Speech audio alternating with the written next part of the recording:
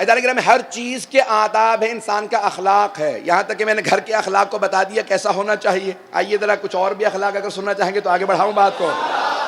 ہر شے میں انسان کے اخلاق نظر آنا چاہیے۔ عبادت کے بھی آداب ہیں، عبادت کرنے والے کا اخلاق کیسا ہونا چاہیے۔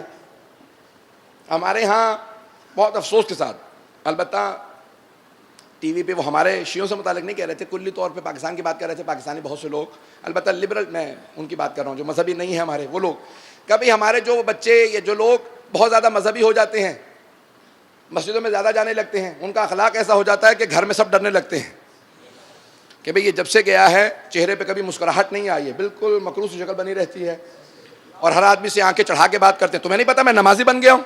تو دنیا پہ کیا احسان ہے تیرا نمازی بن گیا ہے؟ قرآن کہہ رہا ہے کہ ان الصلاۃ تنہی عن الفحشاء والمنکر، نماز تو برائیوں سے روکتی ہے، یہ تیری نمازیں قبول کیوں نہیں ہو رہی؟ شاید کوئی علی کی ولایت تجھے نمازی بنائے۔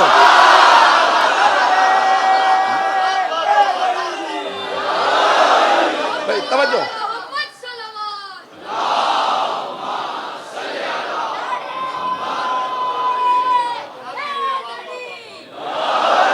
عزیزان گرامی، نمازی کا بھی اخلاق ہونا چاہیے۔ لوگ کہیں یہ نمازی بن کے جب سے مذہبی بنا ہے سارے گھر کا ماحول بدل گیا۔ توجہ عزیزان گرامی، ایسا نہ ہو کہ بھئی یہ تو زیادہ مذہبی ہو گئے ہیں، اب تو بالکل کچھ بھی، جب سے زیادہ مذہبی ہوئے ہیں اخلاق بالکل ختم ہو گیا، نہیں، بلکہ اگر لوگ کہیں یہ جب سے نمازی بنا ہے ماں کو گھر میں کام نہیں کرنے دیتا، جب سے نمازی بنا ہے باپ کو گاڑی نہیں چلانے دیتا، میں آپ سے خدمت نہیں لوں گا، اب میری خدمت کی باری ہے۔ انسان جب نمازی بن جائے تو پتہ چلے یہ نمازی ہو گیا، کردار بتا رہا ہے نمازی ہے، یہ نہیں کہ نماز چھوڑ دیجئے، نماز پڑھیں تو اس کا اثر ہو۔ عزیزان گرامی، عبادت کے آداب ہیں، یہ نہیں کہ انسان بتاتا پھرے کہ میں اب عبادت کر رہا ہوں۔ میرے ایک استاد اگر زندہ ہے تو خدا ان کو بہت لمبی زندگی دے، عطیہ سید علیہ الروی اس وقت بہت بزرگ تھے، بہرحال وہ ہمیشہ کہا کرتے تھے کہ ہمارے پرانے زمانے کے طلباء، دینی طلباء کی بات کر رہا ہوں، بہرحال ابھی آپ کہیں گے ہمارے سے متعلق نہیں، لیکن پھر بھی سن لیجئے، گنا گزرے تو چھوڑ دیجئے گا بات، اور دل کو لگے تو اپنا لیجئے گا۔ تو وہ ہمیشہ فرماتے تھے، کہتے تھے پرانے زمانے کے طلباء کہیں گے جب ہم لوگ طالب علم بنے تھے نا تو ہم نماز پڑھتے ہی فوراً مسجد سے باہر نکل جاتے تھے۔ کہا کیوں؟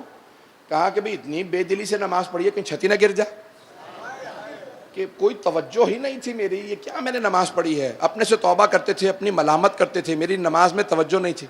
اور آج کل کے طالب علم وہ آسمان پہ دیکھنے لگتے، فرشتہ کیوں نہیں آ رہا مجھ پہ، کوئی وحی نازل ہو جاتی، کوئی مجھ پہ کوئی نیا قرآن آ جاتا۔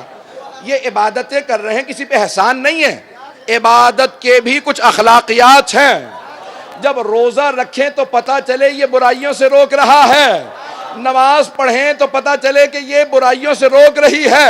ایسا نہ ہو کہ لوگ کہیں کہ اگر کوئی تاجر حج کر کے آ جائے تو پھر پکا تاجر ہو جاتا ہے، بلکہ لوگ کہیں اب تو حج کر آئے حاجی صاحب ہیں، اب کبھی توقع نہ کرنا کہ یہ ہیر پھیر کریں گے۔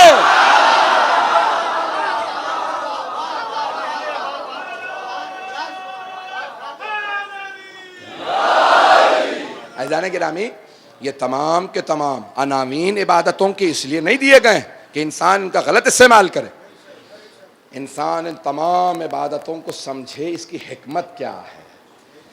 جب انسان عزادار جائے تو یہ بھی بہت بڑی عبادت ہے۔ عزاداری عبادت ہے یا نہیں ہے؟